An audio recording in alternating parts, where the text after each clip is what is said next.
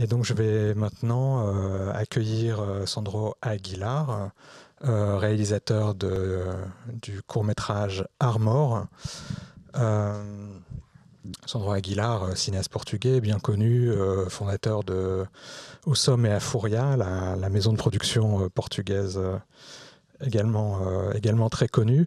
Bienvenue Sandro, on va parler donc en français. Merci, Ouais. merci de nous rejoindre depuis Lisbonne. C'est un film qui est extrêmement étonnant et c'est un mot que je n'aime pas beaucoup, mais inclassable.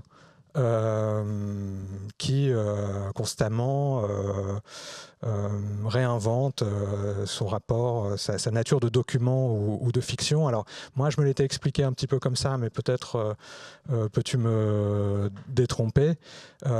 C'est un film qui ressort de l'expérimentation narrative ou de la fiction expérimentale. J'ai souvent pensé à des cinéastes américains des années 70 comme James Benning, qui aussi essayaient de retravailler le récit à partir de sa raréfaction et du paysage. Donc voilà. Ma question, peut-être on peut commencer par ces cartons introductifs qui déposent l'idée d'une fiction. Ce personnage, Hector, qui a perdu son père et dont la compagne est partie emportant son fils. D'où vient cette fiction et est-ce qu'elle a préexisté, disons, Non. au reste du film? Non, non, pas du tout.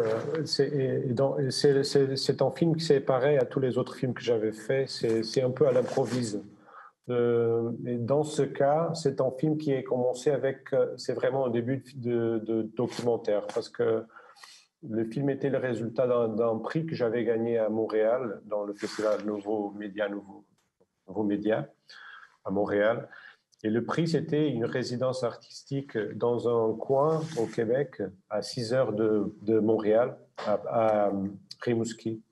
Et là, cet endroit, je ne connaissais pas. Et l'idée, c'était de faire une carte blanche sur n'importe quoi. Je resterai là pendant quelques semaines pour faire ce que je voulais. Donc, j'ai porté ma petite caméra et j'ai fait un peu une repérage dans le territoire. Et en même temps, en passant du temps avec des personnes, j'ai commencé à écouter des petites histoires et je me suis mis dans un esprit où je regardais l'espace et j'imaginais une scène que je pourrais tourner dans cet espace. Et c'était très libre à travailler comme ça parce que je n'avais pas besoin de tourner la scène elle-même. C'était juste d'invoquer avec les petits mots la possibilité de ce qui arriverait dans certains endroits. C'est-à-dire que c'est en même temps, pendant le tournage, c'était vraiment une découverte de l'espace et je n'avais pas une histoire, mais j'ai gardé petites histoires, une espèce d'ambiance générale de mon rapport avec les gens que je rencontrais là-bas et mon rapport particulier d'Européenne dans un endroit nord-américain. Euh, et j'imaginais un peu, c'était un mélange de petites histoires que j'ai trouvées dans les rencontres avec les gens et mon imagination de spectateur de cinéma dans certains endroits, d'une certaine Amérique du Nord. Et donc, c'était un peu une mélange. C'est-à-dire que l'histoire, elle n'existait pas.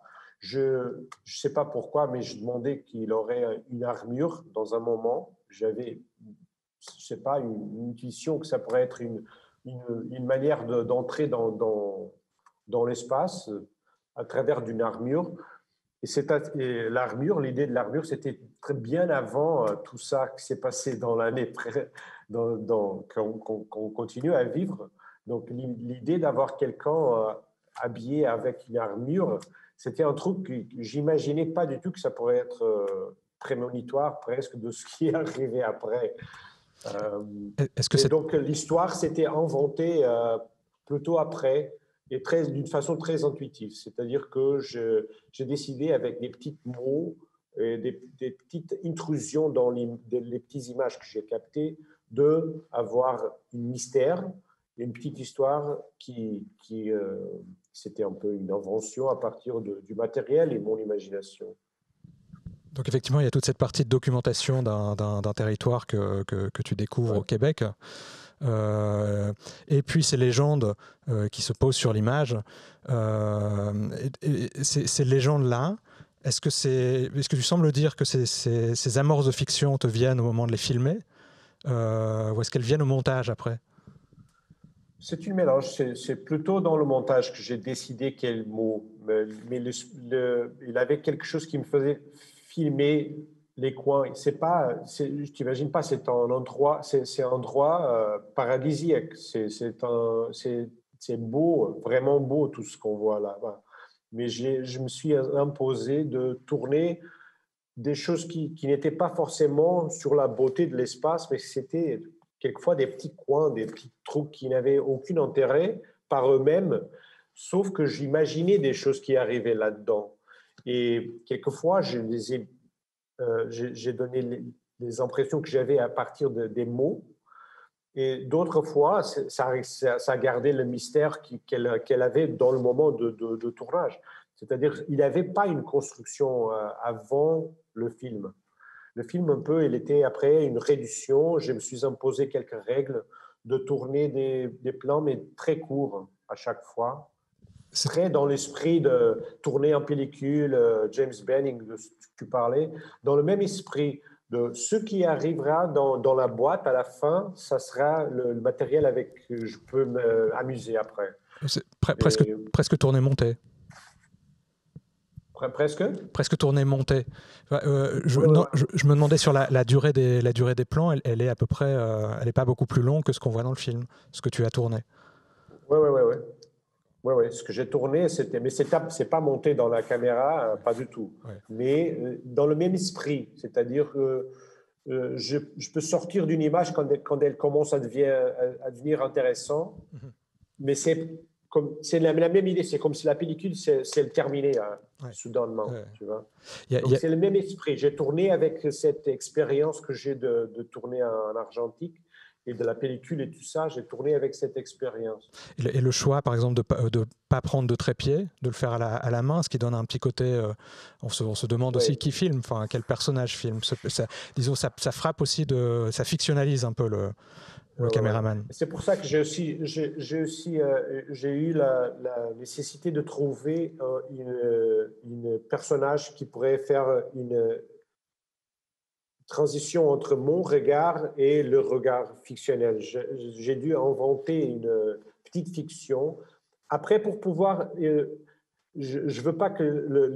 je crois que c'est clair dans le film que les prises de vue ne sont pas les prises de vue d'aucun personnage. Oui. Mais il y a des moments où on peut penser que ça pourrait être un point de vue de quelqu'un qui avait déjà vu l'histoire, qui avait recomposé l'histoire, qui avait raconté l'histoire. Ça, j'ai pensé au cinéma de James Benning et tout ça, à Mecca, c'est tout ça, mais aussi dans l'esprit du photobook. Tu vois, les livres de photographie où tout, c'est dans l'ellipse. Tout, c'est ce qu'on projette dans ce qu'on voit. Et c'est pour ça que j'ai trouvé que c'était un système que j'ai trouvé pour ce film-là. C'est très libre à travailler, très musical. On peut devenir très, très musical, narratif. On peut faire ce qu'on... d'une façon très, très, très libre. Et on peut travailler la durée du film, les 30 minutes du film, d'une façon... parce que c'est 30 minutes, mais je crois qu'il n'y a pas un moment où on sent qu'on reste. Et à chaque fois, c'est très... On n'a presque pas le temps de voir les images. Oui, c'est très vif, ouais. Mais effectivement, il y a un vrai aspect de projet photographique dans le film, mais où la légende acquerrait une sorte de liberté fictionnelle, tout en gardant son côté documentaire, puisqu'elle localise chaque image. Malgré tout, je repose la question, comment la fiction est venue, cette fiction-là? Comment elle est venue? Oui, comment elle est venue, oui. Cette Ah ouais? fiction d'Hector, qui est Hector? Parce qu'à un moment, il y a un personnage qu'on voit qui est... Oui, c'était une production, tu vois, très, très, très limitée, hein. C'est moi, une voiture, mes enfants qui Mm, apparaissent de trois moments, mm, qui étaient avec moi dans la résidence, mm, et mon assistant réalisateur. Et donc, je l'ai pris pour faire aussi de. C'était lui qui m'a qui m'a introduit à les espaces, qui m'a aidé dans le repérage. Et moi, j'ai décidé, c'est le corps présent que j'ai à côté de moi, c'est le plus facile, c'est de tourner lui comme si lui était le personnage. Et donc, c'était comme ça. Mais à partir de cette prémisse, cette partie pris, tout après, c'était très inventé, très travaillé. C'est-à-dire que j'ai décidé de la fiction plutôt dans le montage que dans le tournage. Je sais que le film a connu une version de 45 minutes Ouais. avant celle-ci, et je me demandais quelle était, puisqu'il y a un côté accumulatif dans les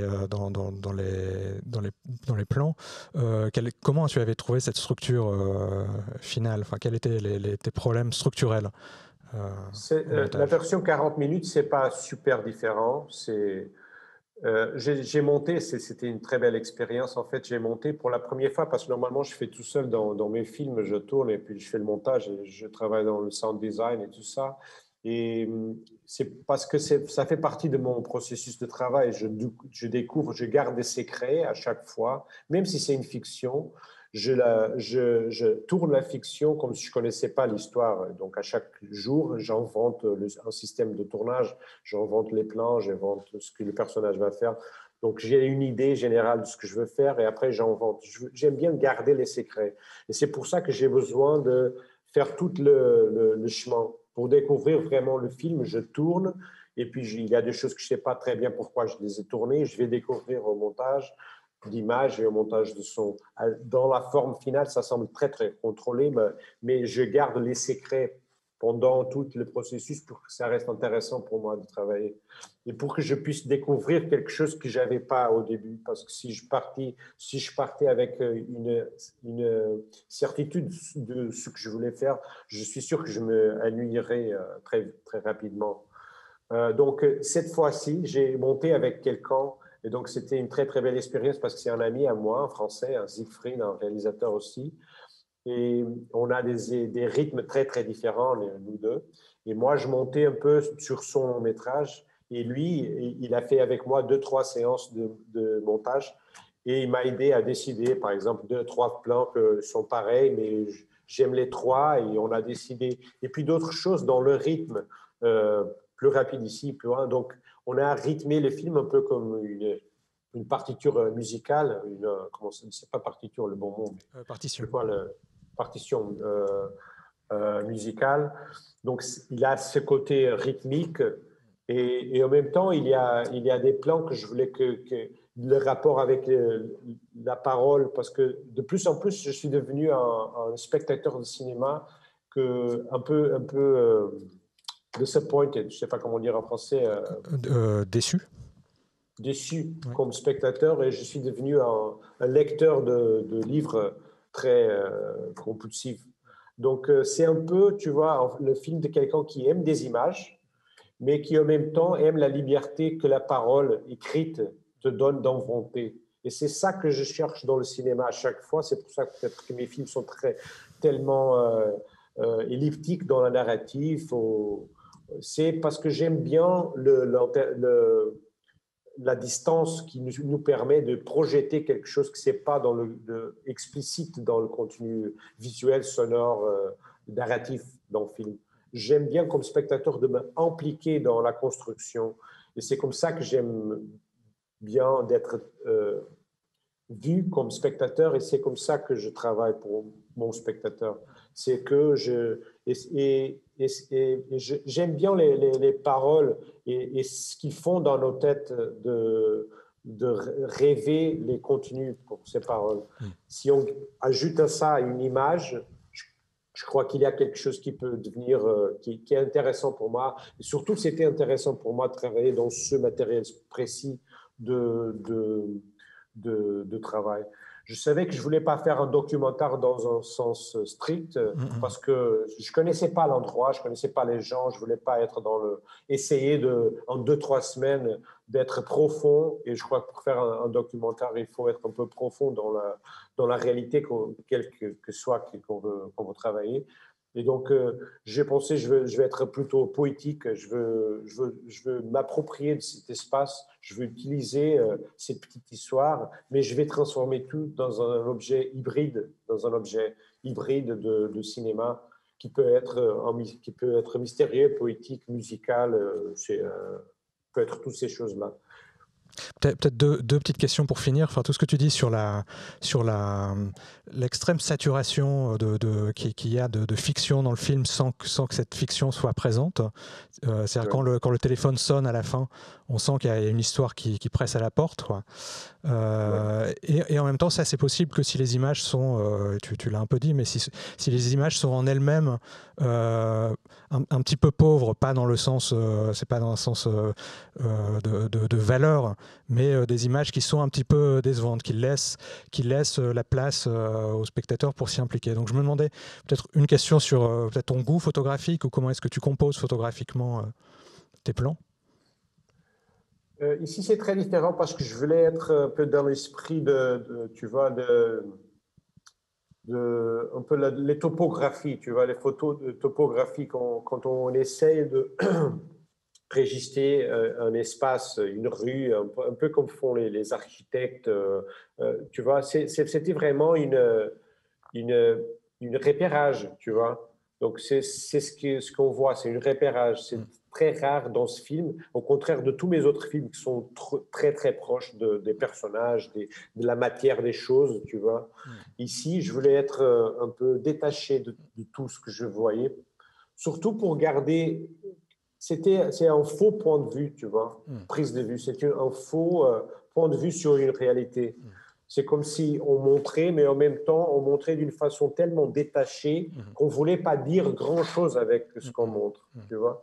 Mais en même temps, de dire des choses, tu vois. C'est cette distance, c'est le miracle des bons photographes, je crois, de savoir c'est quoi la distance juste entre ce qu'on veut dire et ce qui est en face de nous, tu vois. Et puis peut-être une dernière question sur la musique, qui a ce côté très étouffé, qui fait vraiment penser à, je sais pas, des musiciens d'ambiance comme Basinski ou Kirby, ou je sais pas, la séquence de l'hôtel dans Shining, avec ce côté un peu de disque qui tourne dans le vide. Voilà, comment est-ce que tu as travaillé le son ici? Oui, j'ai travaillé comme je fais pendant tous mes films. Il n'y a pas une bande sonore musicale composée expressément par le film. Ce que je fais, c'est que je prends des petits morceaux de son et je les travaille, je stretch. Donc, la musique plus tense dans le film, dans la deuxième partie du film, c'est la fête médiévale qu'on voit. Donc, c'est une musique, mais c'est tellement stretché, je ne sais pas comment dire le mot en français. Étiré. C'est quand on met le son très lent. Ah oui, d'accord. Oui. Ralenti. Ouais. Ralenti, oui. Ouais. C'est tellement ralenti qu'on entend comme si c'était un... Mais en fait, c'est des tambours très festifs de la fête médiévale. D'accord. Et puis, en son presque de vent arctique, très, très froid. C'est quelqu'un qui crie, c'est du vent, c'est un mélange des choses que j'ai gardées pendant le tournage, des petits sons que j'ai transformés dans une texture musicale. Et puis, il y a des petits pianos, des petites choses comme ça. Juste pour finir, une curiosité, l'armure ne vient pas du fait d'avoir filmé cette scène médiévale, l'idée de l'armure? Ah non, pas du tout. Pas du tout. Okay. C'était avant. Ce que je savais, c'est que je voulais garder quelqu'un qui marchait pendant les rues avec une armure. Et je voulais que cette image très surréaliste pourrait avoir une réalité là-dedans. Et en fait, au Québec, les fêtes médiévales, c'est un truc vraiment sérieux. Parce que même à Montréal et tout, il y avait des restos où les gens s'habillaient en médiéval pour manger avec les mains. Donc, il y a un côté de libération, de je sais pas quoi, dans la fête médiévale. C'est un truc que j'ai rencontré dans la première fois que j'étais au Canada, 10 ans avant. Et c'était ce truc qui m'a troublé. Donc, je pensais qu'avoir quelqu'un qui marchait médiéval, ça pourrait faire mais je voulais trouver une façon que ça soit réaliste en même temps. C'est pour ça que j'ai aussi décidé de tourner dans la fête médiévale, comme si c'était quelqu'un qui a trop bu dans la fête médiévale et qui s'est mis à marcher dans la direction de chez soi À la fin de la tu nuit. vois. À la fin de la nuit, à l'aube, ouais. Ouais, ouais. C'est tout le temps qu'on a pour aujourd'hui. Je te remercie beaucoup, Sandro, Merci. pour le temps que tu nous as accordé et on est très heureux d'avoir le film dans cette sélection de cinéma du réel. Merci encore. Merci à vous. Merci. Ciao.